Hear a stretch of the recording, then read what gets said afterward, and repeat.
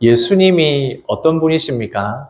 예수님은 아무것도 없는 것에서 새로운 것을 창조해 내실 수 있는 바로 창조주 하나님이시고 예수님이십니다.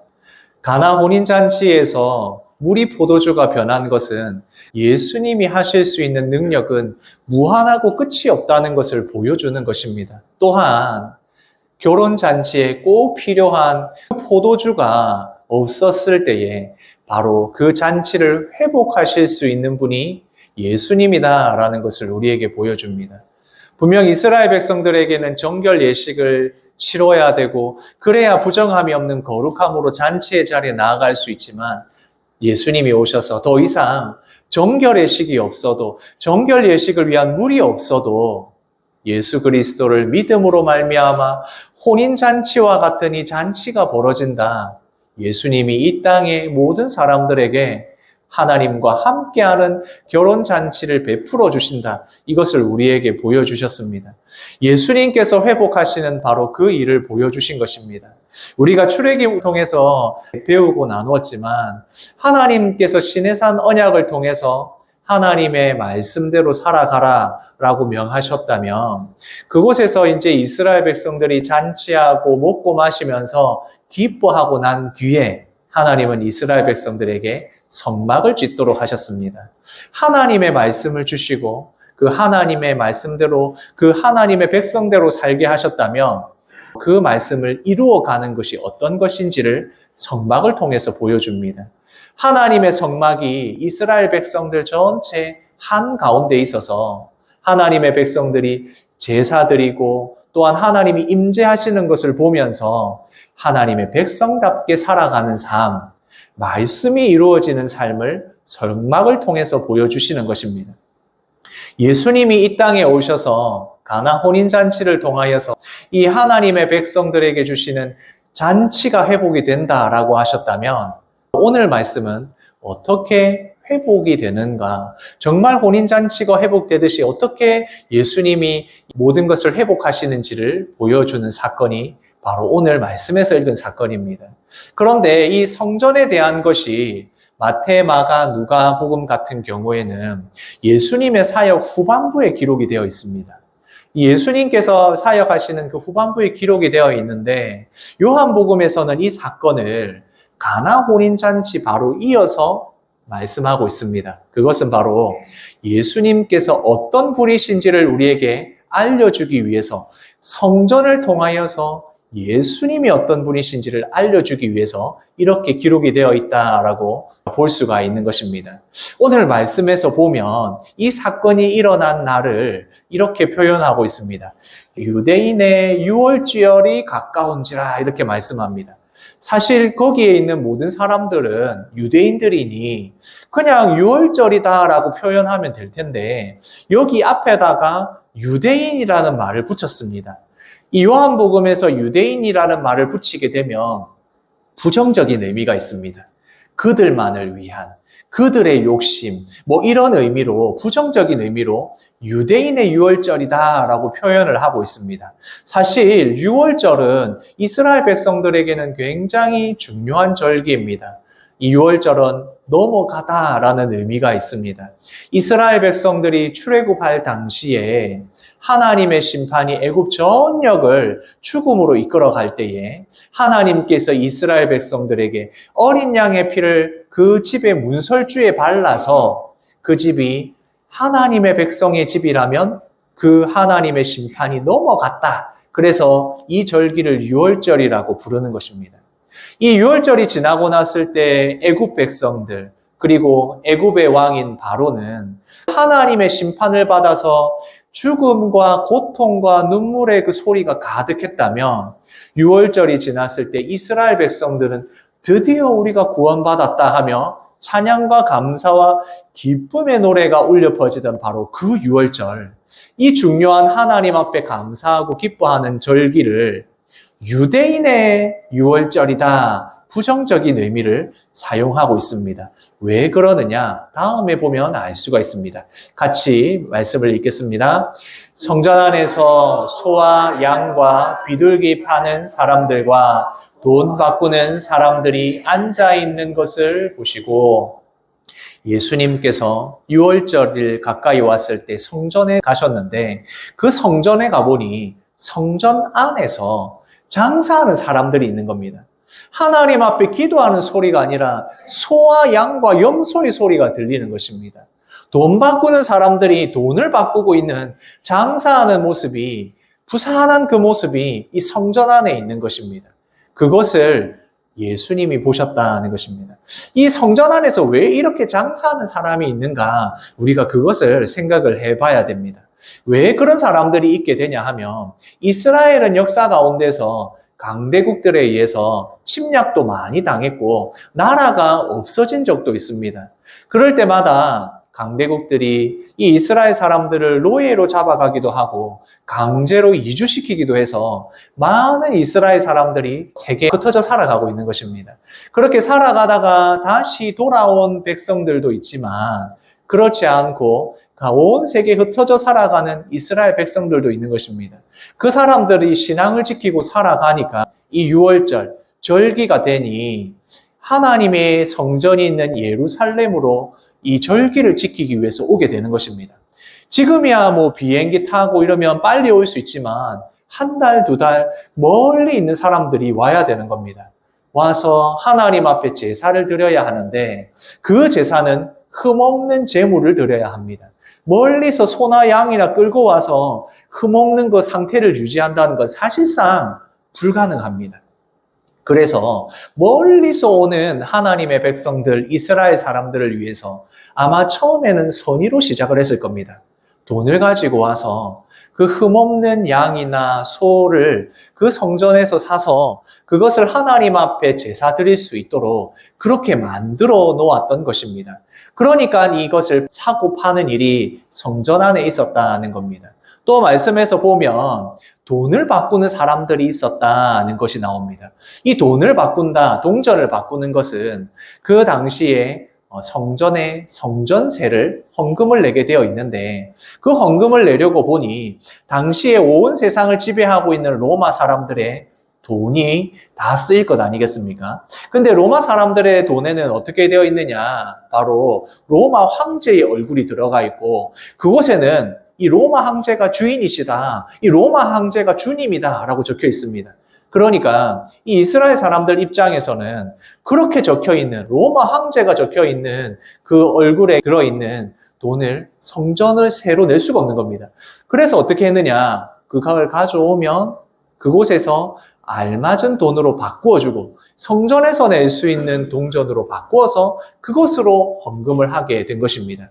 그러니까 지금 이 장사하는 사람들은 소와 양과 돈 바꾸는 사람으로 부산하게 성전 안이 이루어지고 있는 것입니다. 만약 그 정도였다면 예수님께서 진노하지 않으셨을 수 있습니다. 그런데 시간이 좀 지나고 이 성전에서 장사하는 그 일과 이런 일들이 아주 안 좋은 방향으로 흐르기 시작합니다. 여기서 성전 안에서라고 하는 것은 이방인의 뜰을 말합니다. 이방인들이 들어와서 하나님 앞에 예배할 수 있는 그곳까지 장사하는 사람들이 들어왔는데 처음에는 선의로 시작했던 이 일들이 나중에는 이 일이 성전의 가장 큰 수입원이 됩니다. 그러다 보니 제사장이나 대제사장이 장사하는 사람들에게 권한을 주는데 그러다 보니 이게 얼마나 큰 장사가 되겠습니까? 그걸 여러 사람들이 아닌 몇몇 사람들이 독점을 하게 되고 그것이 이권과 연결이 되면서 문제가 생기기 시작을 하는 겁니다. 그리고 동전을 바꿔주는 일도 성전세를 바꿔주는 일도 거기에서 수수료를 받으면서 많은 돈이 생기고 이권이 생기고 그것에 대한 문제들이 생기기 시작을 한 것입니다. 거기에 대해서 예수님께서 화를 내신 겁니다.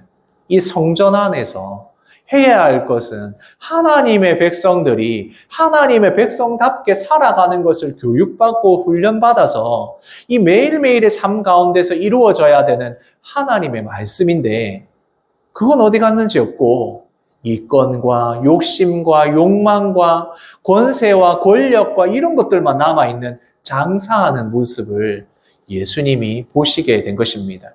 거기에 또 여러 가지 재물들이 나오지만 비둘기만 따로 이야기를 합니다. 비둘기는 가난한 사람들을 위한 제물입니다. 그런데 그 가난한 사람들의 제물까지도 함부로 할 수 없게, 그러니까 다른 곳에서 비둘기는 안 된다, 여기서 비둘기를 사서 해야 된다, 이렇게 되는 겁니다. 하나님의 백성답게 살기 위한 방법인 성전과 성전의 제사가 6월절의 절기가 이렇게 변해버린 것입니다. 그것을 보시고 예수님이 진노하게 되십니다. 그 모습을 보고 제자들이 생각합니다. 하나님의 말씀이 떠올랐습니다. 같이 읽겠습니다. 주의 전을 사모하는 열심이 나를 삼키리라. 하나님의 전을 향한 그 열심이 어떻게 나를 삼킬 수 있을까? 분명히 하나님을 향한 열심인데 그것이 오히려 나를 삼킬 수도 있다라고 한 성경 말씀을 이 제자들이 깨닫게 되었다. 예수님이 하신 것을 보고 알게 되었다는 것입니다.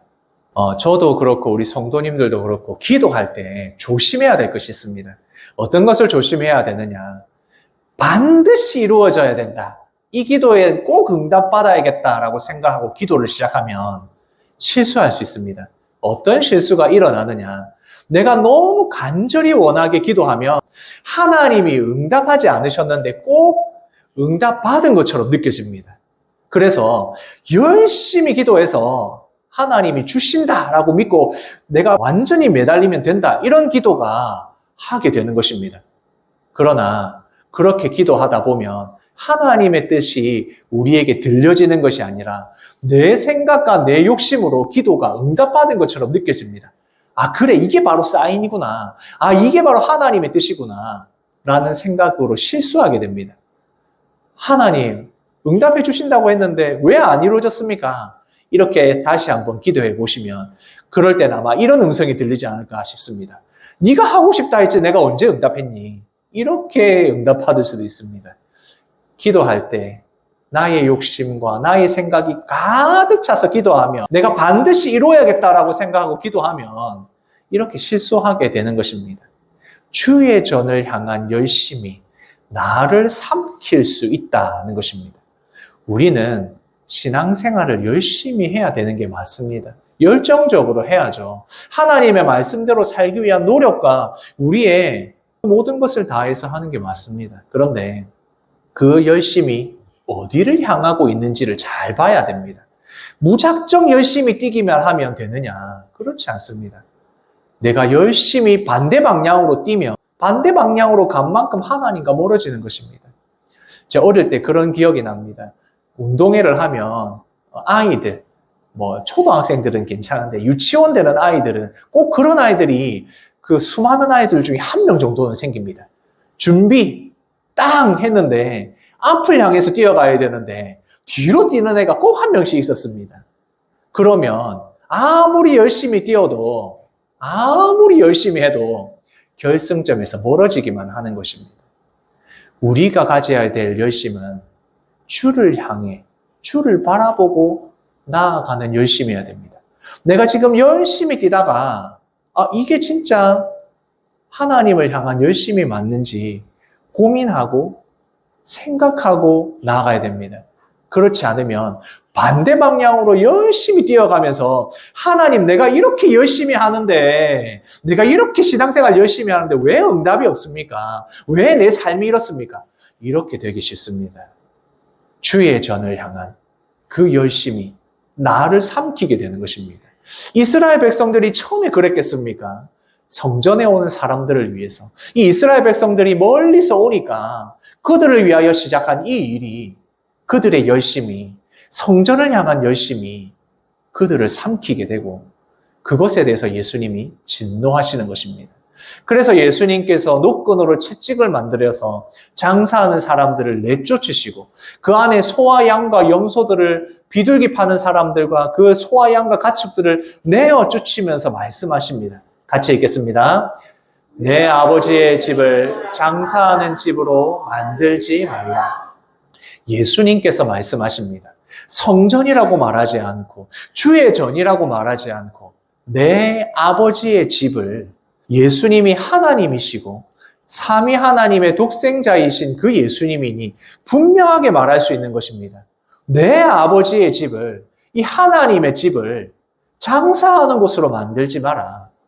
말씀하고 계시는 겁니다. 우리가 신앙생활을 한다는 것은 어떤 방향을 바라보고 나아가고 어떤 것을 보고 있는지가 더 중요합니다. 우리가 열심히 하는 거 중요하지만 더 중요한 것은 무엇을 열심히 하고 있는가가 더 중요합니다. 내가 결과를 내는 것도 참 중요하지만 그것보다 어떤 생각과 중심을 가지고 있는지가 더 중요합니다. 예수님이 그 이스라엘 백성들이 성전에서 하는 그 모습과 행태를 보시고 얼마나 많이 벗어나서 다른 방향으로 달려가고 있는 것을 보셨기에 내 아버지의 집을 장사하는 집으로 만들지 말라고 하시는 겁니다. 예수님께서 진노하셨습니다. 거기서 장사하는 사람들의 상을 엎으셨습니다. 그곳에 있는 사람들을 채찍으로 다 쫓아내셨습니다. 예수님이 이 땅에 오신 것은 우리를 위하여 가장 큰 하나님의 그 사랑으로 이 땅에 오셨습니다. 하나님의 사랑은 그 독생자를 주시기까지, 죽기까지 주시는 정말 큰 사랑이고 자비와 긍휼입니다.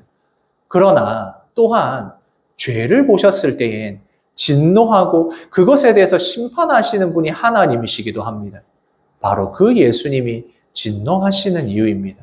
우리의 교회는 하나님의 사랑으로 가득해야 됩니다.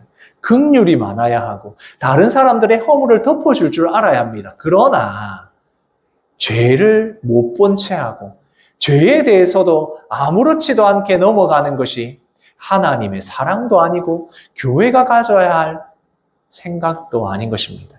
진노하시는 예수님, 사랑이 많으신 예수님, 동일한 예수님을 우리가 믿고 있는 것입니다. 그 예수님께서 오늘도 우리에게 말씀하십니다.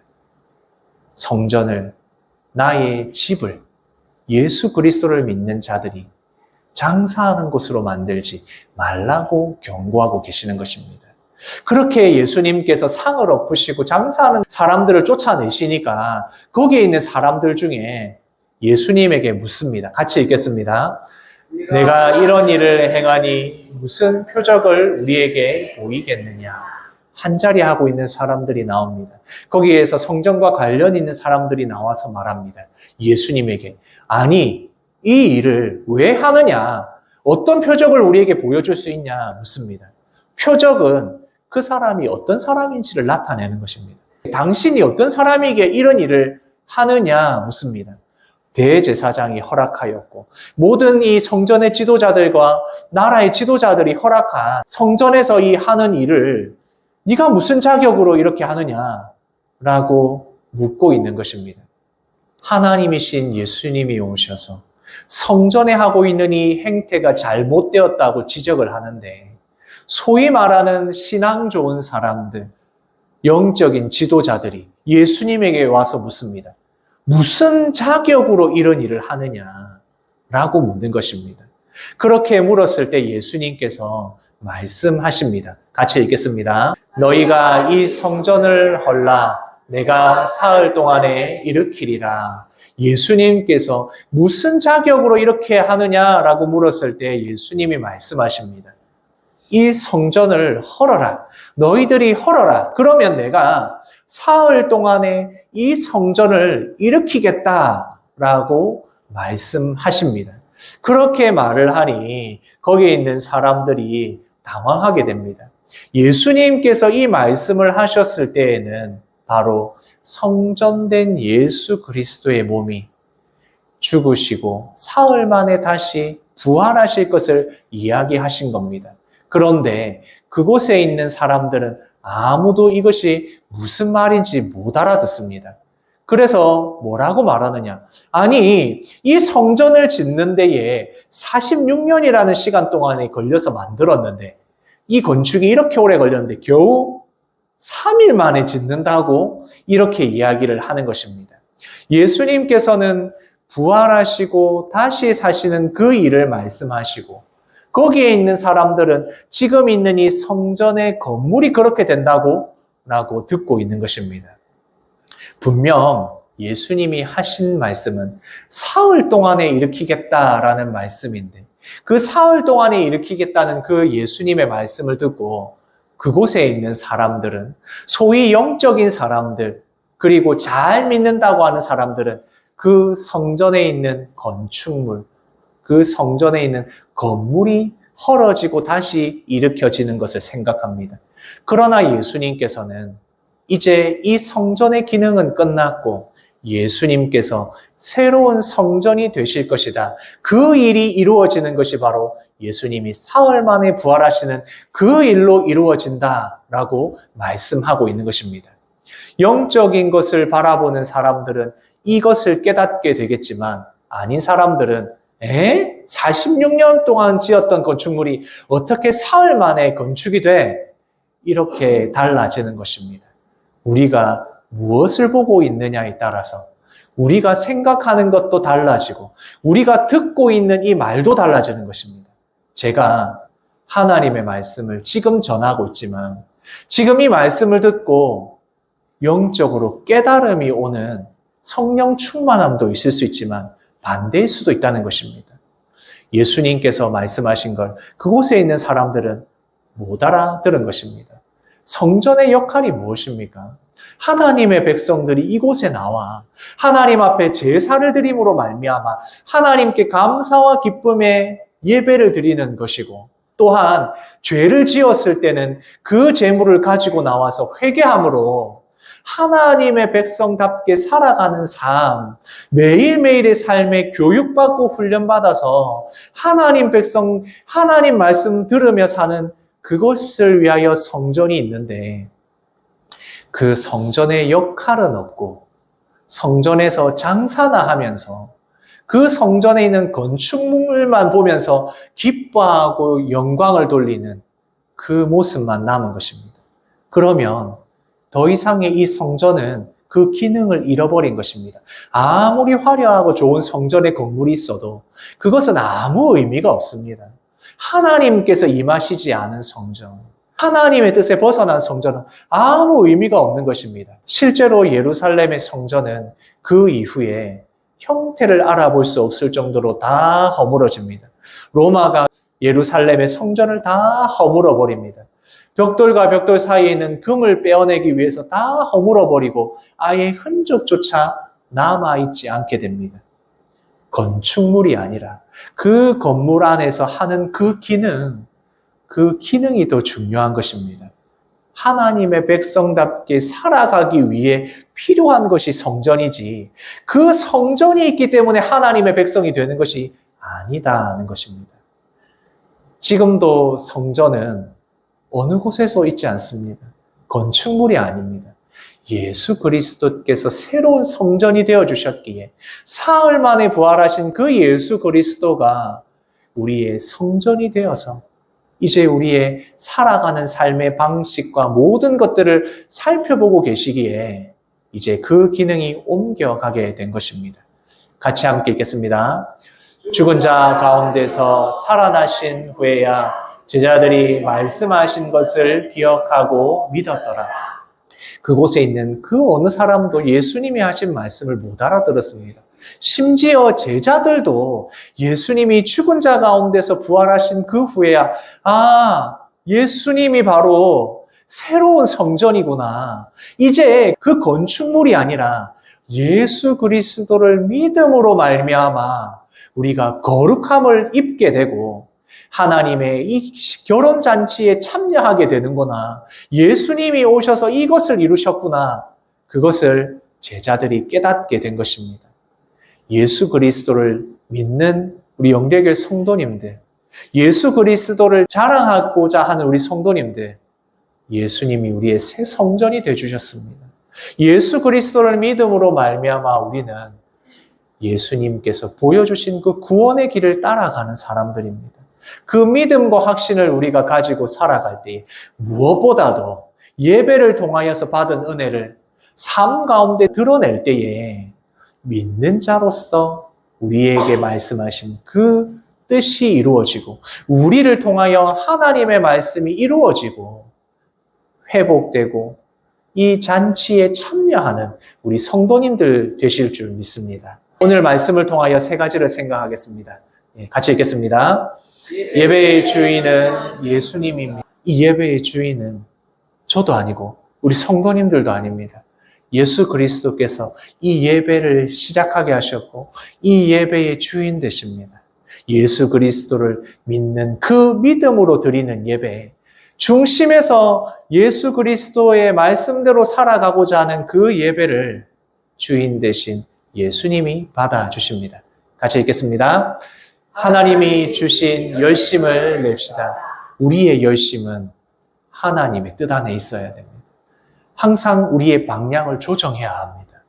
내가 어디를 바라보고 있지? 내가 무엇을 생각하고 있는지 항상 기도하면서 조정하고 조절해야 합니다. 그래야 하나님이 주신 열심을 가지고 달려갈 수 있습니다. 내가 열심히 노력한 것이 헛수고가 되지 않도록, 내가 열심히 노력한 것이 나의 욕심과 나의 만족이 되지 않도록 하나님이 주신 열심을 우리 성도님들 내시기를 원합니다. 세 번째 같이 읽겠습니다. 예수님이 새로운 성전이십니다. 성전 되신 예수 그리스도, 그 예수를 믿음으로 말미암아 성전으로 나아가는 우리 영대교회 성도님들 되시기를 원합니다. 우리의 거룩함, 우리의 구별됨, 우리의 모든 삶을 주관하는 것은 결국 예수님이십니다. 우리 안에 거하시고 이 세상을 다스리고 통치하시는 그 예수님을 믿고 의지하여 살아가는 참 하나님의 백성, 영대교회 성도님들 되시기를 소원합니다.